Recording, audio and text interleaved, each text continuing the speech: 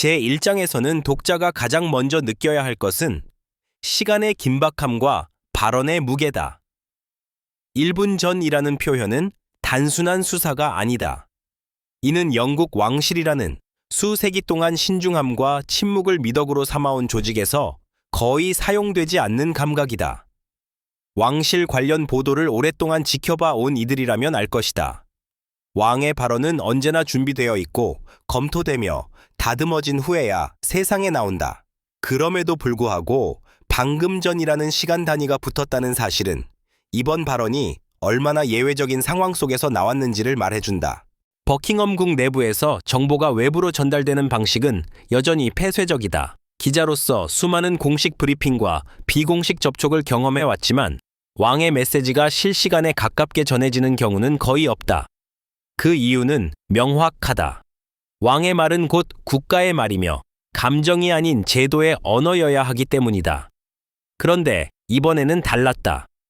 평소보다 빠르게 그리고 비교적 직접적인 형태로 찰스 국왕의 입장이 전해졌다는 점에서 왕실 내부의 긴장도 또한 상당했음을 짐작할 수 있다. 찰스 3세는 즉흥적인 군주가 아니다. 즉위 이전 수십 년 동안 그는 왕세자로서 환경, 건축, 종교 간 대화 등 다양한 분야에 대해 의견을 밝혀왔지만 개인적 갈등이나 가족 내부의 문제에 대해서는 극도로 절제된 태도를 유지해왔다. 특히 해리 왕자와 메건 마클 부부가 왕실의 공식 역할에서 물러난 이후 국왕은 침묵을 통한 안정을 선택해왔다. 그 침묵은 단순한 회피가 아니라 군주제의 균형을 유지하기 위한 전략이었다. 그렇기에 이번 발언의 핵심 인물로 메건 마클의 이름이 거론된다는 사실 자체가 매우 이례적이다. 왕실 보도에서 개인의 이름이 직접적으로 언급될 때 그것은 이미 내부 논의가 한계점에 도달했음을 의미한다. 메건은 단순한 왕실 구성원이 아니었다. 그녀는 왕실의 전통과 현대, 제도와 개인, 영국과 미국이라는 복합적인 긴장이 교차하는 상징적 인물이었다. 그리고 그 상징성은 시간이 흐를수록 더 무거워졌다. 왕실을 오래 취재해온 기자들 사이에서는 종종 이런 말이 오간다. 왕실에서 가장 큰 위기는 항상 말하지 않은 말에서 시작된다. 메건 마클을 둘러싼 수많은 논쟁과 갈등 역시 공식적인 발언보다 침묵과 암시, 그리고 해석의 영역에서 증폭되어 왔다. 인터뷰, 다큐멘터리, 자서전 등을 통해 외부에서 서사가 쌓이는 동안 왕실은 거의 아무 말도 하지 않았다. 그 공백은 대중의 상상으로 채워졌고 그 상상은 때로 사실보다 더 강력한 영향력을 가졌다. 이번 찰스 국왕의 발언이 중요한 이유는 바로 그 공백을 건드렸기 때문이다. 왜 지금인가? 라는 질문은 자연스럽게 따라온다. 정치적 일정 때문인가? 가족 내부의 변화 때문인가? 아니면 더 이상 미룰 수 없는 외교적 사회적 파장이 있었기 때문인가? 이 모든 가능성은 아직 열려 있지만 분명한 것은 왕실이 더 이상 기존의 침묵 전략만으로는 상황을 관리할 수 없다고 판단했을 가능성이다. 또 하나 주목해야 할 점은 이 발언이 갖는 감정적 층이다. 찰스 국왕은 군주이기 이전의 아버지이며 시아버지다. 왕실 보도에서 우리는 종종 인간적인 감정을 배제한 채 제도만을 이야기하지만 실제 왕실의 결정은 언제나 개인과 제도의 경계에서 이루어진다. 메건 마클에 대한 언급은 단순한 공식 입장 표명이 아니라 가족 서사의 한 장면을 공적 영역으로 끌어올리는 행위이기도 하다. 기자들 사이에서 이번 사안이 빠르게 확산된 이유도 여기에 있다. 이는 단순한 뉴스가 아니라 서사의 전환점일 가능성이 크기 때문이다. 왕실 이야기에서 전환점은 언제나 조용히 시작되지만 그 여파는 길고 깊다. 다이애나 왕세자비의 인터뷰가 그랬고 해리 왕자의 고백이 그랬다. 그리고 지금 찰스 국왕의 이 발언 역시 같은 선상에서 해석되고 있다. 제1장에서 우리가 짚어야 할 것은 아직 무엇을 말했다가 아니다. 그보다 중요한 것은 말했다는 사실 자체다. 왕실은 말하지 않음으로 권위를 유지해왔고 말할 때는 언제나 그 이유가 있었다. 이번 발언은 단순한 해명이 아니라 왕실이 스스로 선택한 개입이며 새로운 국면의 시작을 알리는 신호다. 이제 질문은 다음 장으로 넘어간다. 왕실은 왜 이 시점을 선택했는가? 그리고 그 선택은 누구를 향하고 있는가? 제2장에서는 그 배경과 맥락을 보다 깊이 파헤칠 것이다. 제2장에서 다뤄야 할 핵심은 단 하나의 질문으로 수렴된다. 왜 지금이었는가? 왕실의 시간은 늘 세속의 시간과 다르게 흐른다. 정치의 속도와도 미디어의 속도와도 다르다. 하루가 아닌 세대 단위로 결정을 미루는 곳이 바로 영국 왕실이다. 그런 왕실이 지금이라는 순간을 선택했다는 사실은 그 자체로 이미 충분한 메시지를 담고 있다. 찰스 국왕의 즉위 이후 왕실은 과도기라는 표현으로는 부족할 만큼 복잡한 시기를 지나고 있었다. 엘리자베스 2세 여왕이라는 절대적 상징이 사라진 이후 왕실은 안정과 변화라는 두 개의 상반된 요구를 동시에 감당해야 했다. 국민은 익숙한 왕실을 원했고 시대는 더 투명하고 솔직한 왕실을 요구했다. 이 미묘한 균형 속에서 찰스 국왕은 가능한 한 조용한 통치를 선택해왔다. 그러나 메건 마클이라는 이름은 언제나 그 균형을 흔드는 요소였다. 그녀를 둘러싼 논쟁은 단순히 개인에 대한 호불호의 문제가 아니었다. 인종, 국적, 성별, 미디어의 폭력성, 그리고 왕실이라는 제도의 경직성까지 수많은 사회적 담론이 그녀의 이름 위에 겹쳐졌다. 왕실이 침묵할수록 그 담론은 더 거세졌고 통제 불가능한 방향으로 확장되었다. 특히 최근 몇 년간 왕실 외부에서 생산된 이야기들은 왕실 내부의 시간표를 압박해왔다. 인터뷰와 다큐멘터리, 출판물들은 하나의 공통점을 지니고 있었다. 그것은 모두 왕실의 침묵을 전제로 서사를 구성했다는 점이다. 반박이 없기에 해석은 사실처럼 굳어졌고 반복되기에 진실처럼 받아들여졌다. 왕실이 아무 말도 하지 않는다는 사실 자체가 때로는 가장 강력한 비판의 근거가 되었다. 이 지점에서 왕실은 선택의 기로에 놓였다. 계속 침묵을 유지하며 전통적인 방식을 고수할 것인가? 아니면 제한적이지만 명확한 신호를 보낼 것인가?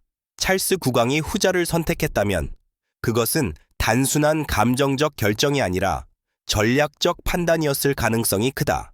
왕실은 언제나 완전한 설명보다 방향 제시를 선호해왔다. 이번 발언 역시 모든 의혹을 해소하기 위한 것이 아니라 해석의 방향을 조정하기 위한 시도로 보인다.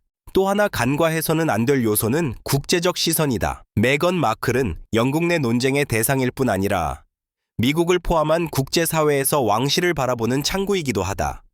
그녀를 통해 왕실은 폐쇄적이고 시대에 뒤처진 조직으로 묘사되기도 했고 동시에 전통과 개인의 충돌이라는 보편적 드라마의 중심에 놓이기도 했다. 찰스 국왕의 발언은 국내 여론만이 아니라 국제적 이미지 관리라는 측면에서도 중요한 의미를 지닌다. 왕실 내부의 변화 또한 지금이라는 선택에 영향을 미쳤을 가능성이 있다. 군주제는 개인의 건강, 세대 교체, 역할 분담과 밀접하게 연결된 제도다. 왕실의 핵심 인물들이 점차 줄어들고 공적 역할을 수행할 수 있는 인원이 제한되는 상황에서 더 이상 과거의 문제를 미뤄둘 여유가 없다는 판단이 작용했을 수 있다. 메건 마클을 둘러싼 서사가 계속해서 현재를 잠식한다면 그것은 미래의 왕실 운영에도 부담으로 작용할 수밖에 없다. 기자로서 오랫동안 왕실을 지켜보며 느낀 점은 왕실의 결정은 언제나 문제가 가장 커졌을 때가 아니라 더 커지기 직전에 이루어진다는 사실이다. 표면적으로는 갑작스러워 보이지만 그 이면에는 오랜 관찰과 계산이 깔려 있다. 이번 발언 역시 마찬가지다. 대중이 느끼는 1분 전이라는 긴박함과 달리 왕실 내부에서는 이미 충분한 시간이 흐른 뒤였을 것이다. 제2장에서 중요한 것은 이 발언을 단독 사건으로 보지 않는 시선이다. 이는 과거의 갈등, 현재의 압박, 그리고 미래의 왕실을 동시에 고려한 결과다. 찰스 국왕은 단지 한 인물에 대해 말한 것이 아니라 왕실이 앞으로 어떤 방식으로 말하고 어떤 방식으로 침묵할 것인지를 암시했다. 이제 다음 장에서는 질문이 조금 더 구체화된다. 왕의 발언은 어떤 맥락 속에서 준비되었으며 그 준비 과정에는 어떤 인물들과 이해관계가 얽혀 있었는가? 제3장에서는 발언 이전, 왕실 내부에서 감지된 변화의 신호들을 하나씩 짚어볼 것이다. 제3장에서 주목해야 할 것은 발언 그 자체가 아니라 발언 이전에 이미 감지되기 시작한 미묘한 변화의 징후들이다. 왕실은 언제나 직접적인 신호보다 간접적인 움직임을 통해 방향 전환을 예고해왔다.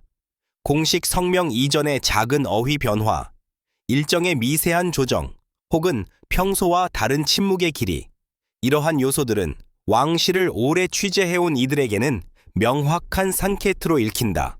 최근 몇 달간 버킹엄 궁에서 흘러나온 분위기는 이전과 달랐다. 평소라면 개인적인 사안이라는 말로 정리되었을 질문들에 대해 왕실 관계자들은 답변을 서두르지 않았다. 그렇다고 완전히 차단하지도 않았다.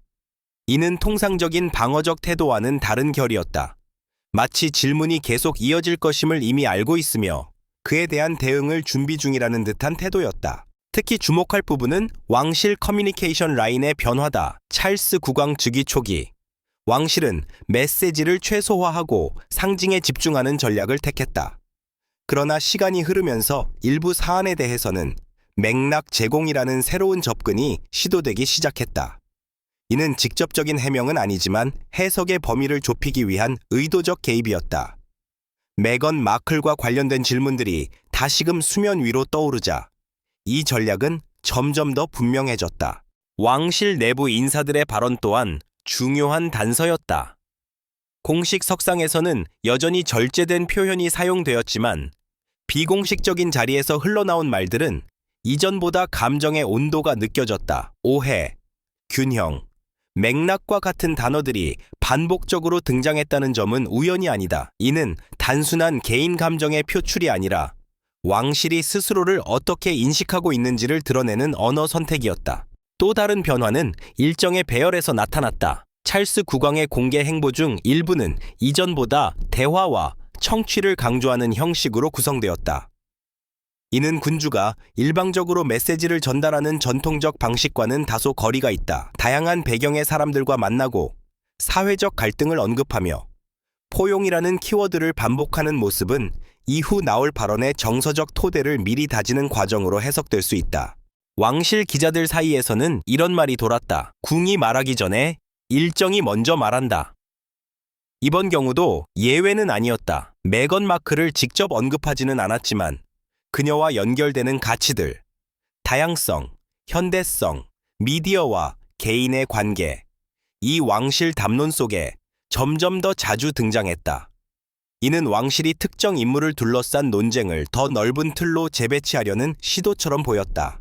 내부적으로는 법적, 외교적 고려 역시 무시할 수 없는 요소였다.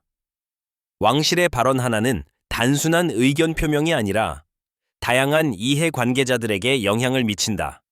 특히 메건 마클은 민간인이면서도 여전히 왕실과 강하게 연결된 인물이다.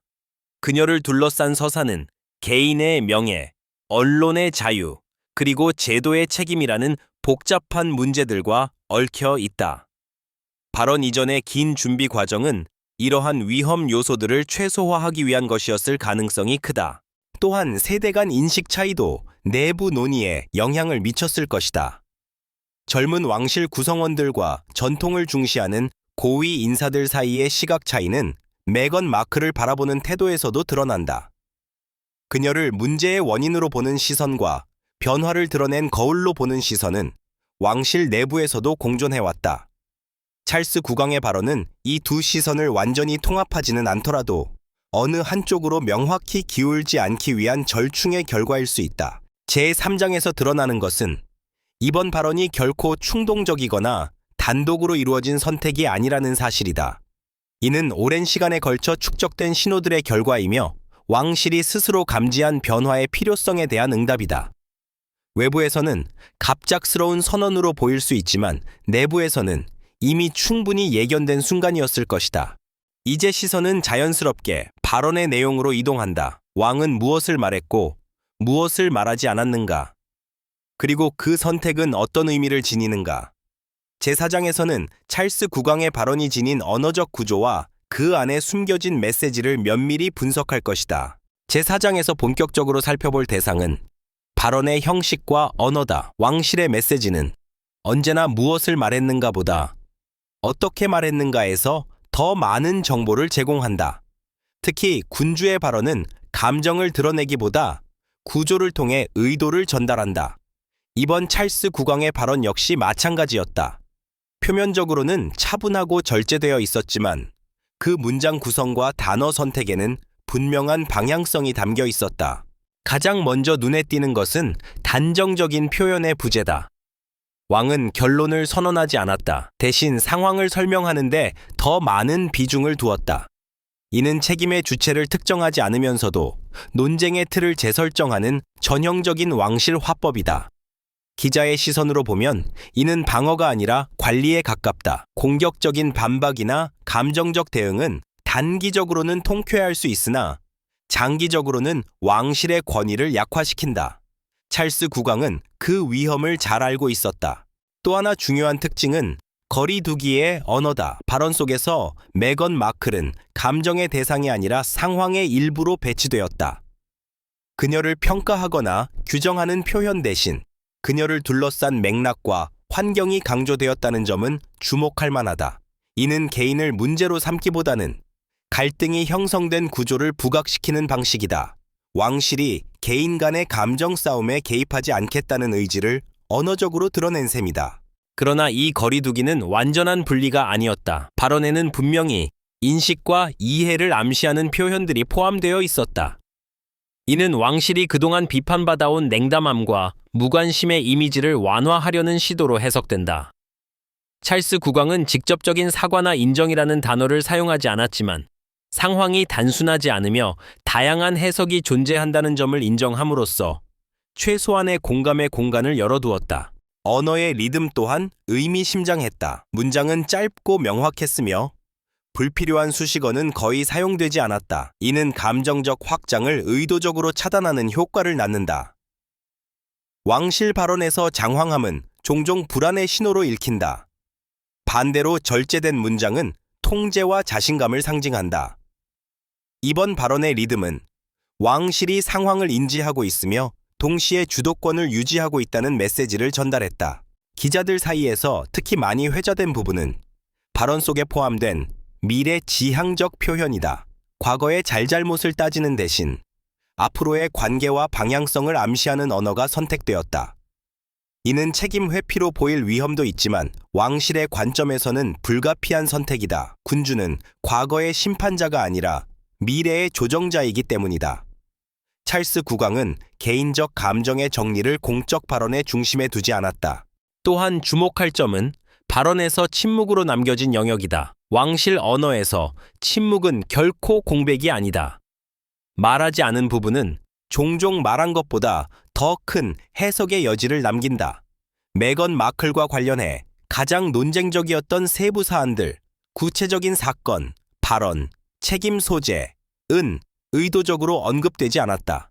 이는 법적 외교적 고려를 넘어 왕실이 어디까지 개입할 것인지를 명확히 선 극기한 결과다. 이 발언은 단순한 설명도 완전한 해명도 아니다. 그것은 하나의 프레임 제안에 가깝다. 왕실은 대중에게 이렇게 말하고 있는 셈이다. 이 이야기를 더 이상 개인의 갈등이나 폭로의 연속으로 보지 말고 변화하는 시대 속에서 전통이 어떻게 적응하고 있는지를 바라봐 달라고. 찰스 국왕의 언어는 그 요청을 직접적으로 표현하지 않지만 구조와 톤을 통해 분명히 전달한다. 제4장에서 드러나는 결론은 명확하다. 이 발언은 내용보다 형식이, 주장보다 배열이 더 중요하다. 왕실은 여전히 말의 힘을 신중하게 다루고 있으며 그 말은 단순한 정보 전달이 아니라 해석의 방향을 설계하는 도구다. 이제 다음 장에서는 이 발언이 외부에서 어떻게 받아들여졌는지를 살펴볼 차례다. 언론, 대중, 그리고 왕실을 바라보는 서로 다른 집단들은 이 메시지를 어떻게 해석했는가? 제5장에서는 반응이라는 거울을 통해 발언의 실제 파급력을 분석할 것이다. 제5장에서 중요한 것은 발언 이후의 파문이다. 왕실의 메시지는 발표되는 순간보다 그 이후 어떻게 소비되고 재해석되는가에 따라 진짜 영향력이 결정된다. 찰스 국왕의 발언 역시 예외는 아니었다. 말이 끝난 직후부터 그 문장들은 더 이상 왕실의 소유가 아니었다. 언론과 대중, 그리고 각자의 이해관계를 가진 집단들이 저마다의 방식으로 그 의미를 해체하고 재구성하기 시작했다.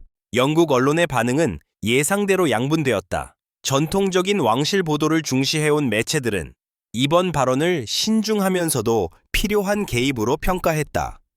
그들은 왕이 감정을 드러내지 않으면서도 침묵이라는 기존 전략에서 한 발짝 나아갔다는 점에 주목했다. 특히 발언의 절제된 어조와 구조적 안정성은 찰스 국왕이 여전히 제도의 중심에 서 있음을 보여준다는 평가로 이어졌다. 반면 보다 비판적인 시각을 유지해온 언론은 아쉬움을 숨기지 않았다. 그들에게 이번 발언은 여전히 모호했고 결정적인 질문들에는 답하지 않았다는 점에서 불충분해 보였다. 인정도 아니고 부정도 아닌 상태를 유지한 왕실의 태도는 책임을 회피하는 전형적인 방식이라는 해석도 뒤따랐다. 그러나 흥미로운 점은 비판적인 논조의 기사들조차도 발언의 존재 자체를 문제 삼지는 않았다는 사실이다. 그만큼 왕실의 침묵이 깨졌다는 점은 상징적이었다. 대중의 반응은 언론보다 훨씬 감정적이었다. 소셜미디어를 중심으로 발언의 특정 문장들이 분리되어 확산되었고 각기 다른 맥락 속에서 소비되었다. 어떤 이들에게 이 발언은 왕실이 처음으로 이해의 손길을 내민 신호였고 다른 이들에게는 여전히 충분하지 않은 좁은 제스처였다. 메건 마클을 지지하는 그룹과 비판하는 그룹 모두가 각자의 주장에 유리한 해석을 끌어내기 위해 같은 문장을 인용했다는 점은 아이러니하다. 이 과정에서 메건 마클 본인의 침묵 또한 주목받았다. 과거 그녀가 직접 목소리를 냈던 상황들과 달리 이번에는 즉각적인 반응이 없었다. 이는 전략적 선택일 가능성이 크다. 왕실의 발언 직후 개인이 대응에 나설 경우 서사의 중심이 다시 개인 대 제도로 이동할 수 있다. 침묵은 때로 가장 강력한 대응이며 동시에 가장 많은 해석을 낳는다. 국제사회의 반응은 비교적 차분했지만 그만큼 분석적이었다. 영국 외부의 시선에서 이번 발언은 한 가족의 문제가 아니라 전통적인 제도가 현대적 비판에 어떻게 대응하는지를 보여주는 사례로 읽혔다. 특히 미국 언론은 찰스 국왕의 언어 선택을 정치 지도자의 위기 관리 방식과 비교하며 왕실 커뮤니케이션의 특수성을 강조했다. 왕실 내부를 취재해온 기자들 사이에서는 또 다른 평가가 오갔다. 이번 발언은 끝이 아니라 시작일 수 있다는 것이다. 한 번 깨진 침묵은 다시 완전한 침묵으로 돌아가기 어렵다. 왕실이 앞으로도 유사한 상황에서 제한적인 발언을 이어갈 것인지 아니면 이번 한 번으로 선을 그을 것인지는 아직 알 수 없다. 그러나 분명한 것은 기준선이 바뀌었다는 점이다. 또 하나 흥미로운 반응은 왕실의 다른 구성원들에 대한 재조명이다. 찰스 국왕의 발언 이후 대중의 관심은 자연스럽게 다음 세대로 이동했다. 이 발언은 단지 메건 마클에 관한 것이 아니라 왕실 전체가 변화하는 사회와 어떤 관계를 맺을 것인가에 대한 시험대로 인식되기 시작했다. 발언 하나가 왕실의 미래를 둘러싼 토론으로 확장된 것이다. 제5장에서 확인할 수 있는 것은 왕실의 말이 여전히 강력한 파급력을 지니고 있다는 사실이다. 동시에 그 말은 더 이상 일방적으로 해석되지 않는다. 과거에는 왕실의 언어가 곧 결론이었지만 이제는 토론의 출발점이 된다. 찰스 국왕의 발언은 바로 그 변화를 상징한다. 이제 마지막 2장을 향해 나아가야 한다. 다음 장에서는 이 발언이 메건 마클 개인의 서사에 어떤 변화를 가져오는지를 살펴볼 것이다. 제6장에서는 그녀의 위치와 이미지가 이 발언을 계기로 어떻게 재구성되고 있는지를 집중적으로 분석한다. 제6장에서 초점은 자연스럽게 메건 마클 개인에게로 이동한다. 찰스 국왕의 발언은 왕실의 입장을 설명하는 동시에 메건이라는 인물이 고정된 이미지에서 벗어날 수 있는 새로운 여지를 만들어냈다. 그녀는 오랫동안 왕실을 떠난 인물 혹은 논란의 중심이라는 단순화된 틀 안에서 소비되어 왔다. 그러나 이번 발언 이후 그 틀은 미묘하게 흔들리기 시작했다. 메건 마클의 서사는 언제나 극단적으로 양분되어 왔다. 한쪽에서는 그녀를 왕실의 전통을 깨뜨린 문제적 인물로 바라봤고 다른 한쪽에서는 낡은 제도의 질문을 던진 상징적 존재로 평가했다. 이 양극단 사이에서 그녀는 개인으로서 존재하기보다 논쟁의 상징으로 기능해왔다. 찰스 국왕의 발언은 바로 이 지점에 균열을 냈다. 왕은 그녀를 평가하지 않았고 비난하지도 않았다. 대신 하나의 맥락 속 인물로 배치했다. 이는 상징에서 인간으로의 미세한 이동을 의미한다. 기자로서 왕실 인물들을 오랫동안 취재하며 느낀 것은 왕실이 누군가를 직접적으로 비판할 때보다 이렇게 재배치할 때 더 큰 변화가 일어난다는 사실이다. 메건 마클은 더 이상 단독 서사의 주인공이 아니라 복잡한 관계망 속의 한 축으로 다시 놓이게 되었다. 이는 그녀의 이야기가 끝났다는 뜻이 아니라 이야기의 방식이 달라지고 있다는 신호다. 이 변화는 미디어의 프레임에서도 감지된다. 발언 이후 일부 매체들은 이전처럼 자극적인 대비 구도를 반복하기보다 메건의 행보를 보다 관찰적인 시선으로 다루기 시작했다. 그녀의 발언 하나, 활동 하나를 즉각적인 충돌의 증거로 해석하기보다는 독립적인 인물의 선택으로 분석하려는 시도가 늘어났다. 이는 작은 변화처럼 보일 수 있지만 왕실 보도에서는 상당히 의미 있는 전환이다. 메건 마클 본인의 전략 또한 이 변화와 무관하지 않다. 그녀는 이번 국왕의 발언 이후에도 여전히 말을 아끼고 있다. 이는 과거와 비교했을 때 뚜렷한 차이다. 침묵은 그녀에게 더 이상 수동적인 방어 수단이 아니라 능동적인 선택으로 읽힌다. 왕실이 제한적으로나마 입장을 밝힌 상황에서 그녀가 즉각 반응하지 않는 것은 서사의 주도권을 급하게 되찾으려 하지 않겠다는 신호일 수 있다. 또한 이 발언은 메건의 거리를 재정의한다. 그녀는 왕실 내부 인물도 완전히 분리된 외부인도 아닌 애매한 위치에 놓여 있었다.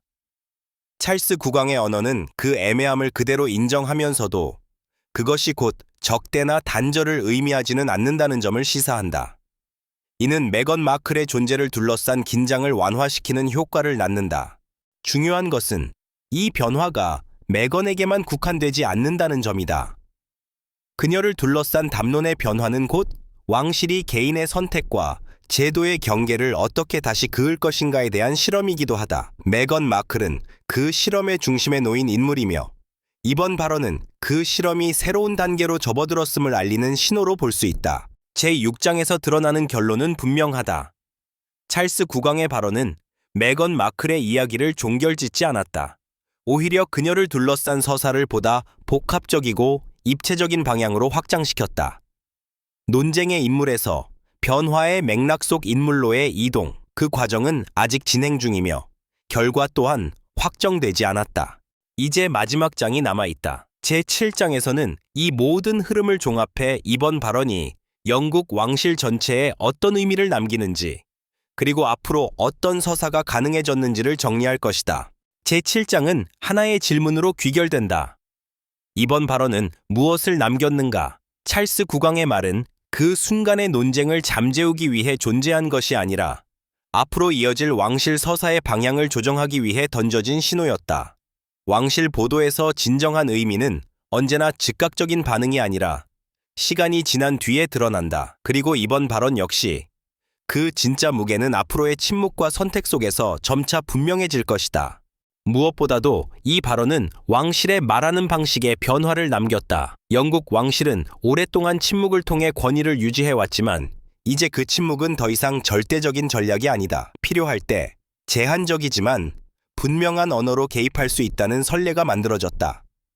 이는 단순히 메건 마클이라는 한 인물에 관한 문제가 아니라 앞으로 발생할 수 있는 유사한 상황들에 대한 기준점이 된다. 찰스 국왕은 이번 발언을 통해 군주로서의 역할을 다시 정의했다. 그는 판단자가 아니라 조율자였고 결론을 내리는 존재가 아니라 방향을 제시하는 존재로 자신을 위치시켰다. 이는 엘리자베스 2세 여왕 시절과는 다른 통치 스타일이지만 시대의 요구에 부합하는 방식이기도 하다. 왕실은 더 이상 모든 질문에 답할 수는 없지만 어떤 질문이 중요하며 어떤 방식으로 다뤄져야 하는지는 제시할 수 있다. 메건 마클을 둘러싼 서사 역시 새로운 국면에 들어섰다. 그녀는 여전히 논쟁의 대상이지만 그 논쟁은 이전보다 복잡해졌고 단순한 대립 구도로 환원되기 어려워졌다. 이는 갈등이 사라졌다는 뜻이 아니라 갈등을 다루는 언어가 성숙해지고 있다는 의미에 가깝다. 왕실과 개인, 전통과 변화 사이의 긴장은 앞으로도 계속될 것이다. 다만 그 긴장은 더 이상 일방적인 침묵 속에서 증폭되지는 않을 가능성이 커졌다. 장기적으로 보았을 때 이번 발언은 왕실이 현대 사회와 맺는 관계의 한 단면을 보여준다. 투명성과 권위, 공감과 거리두기라는 상반된 가치들 사이에서 왕실은 완벽한 해답을 제시하지 않았다. 대신 그 균형을 어떻게 관리하려 하는지를 드러냈다. 이는 완결된 결론이 아니라 진행 중인 과정이다. 기자로서 수많은 왕실의 순간들을 지켜보며 확신하게 된 사실이 하나 있다. 왕실의 가장 중요한 변화는 언제나 조용히 시작된다는 점이다. 화려한 선언이나 극적인 장면보다 절제된 문장 하나가 더 오래 남는다. 이번 찰스 국왕의 발언이 바로 그러하다. 겉보기에는 짧고 제한적이었지만 그 여파는 길게 이어질 것이다. 이제 왕실은 다시 침묵의 시간으로 돌아갈지도 모른다. 그러나 그 침묵은 이전과 같지 않을 것이다. 한 번 말한 왕실은 더 이상 완전히 말하지 않는 왕실로 돌아갈 수 없다니 없다. 대중 역시 그 사실을 알고 있다. 질문은 남아있고 해석은 계속될 것이다. 이 7개의 장을 관통하는 핵심은 단순하다. 이번 발언은 사건이 아니라 신호였다. 끝이 아니라 경계선이었고 해답이 아니라 방향이었다. 그리고 왕실의 이야기는 언제나 그렇듯 가장 중요한 장면이 지나간 뒤에야 비로소 그 의미를 드러낸다. 이제 이 이야기는 왕실의 손을 떠나 시간을 통해 증명될 차례다.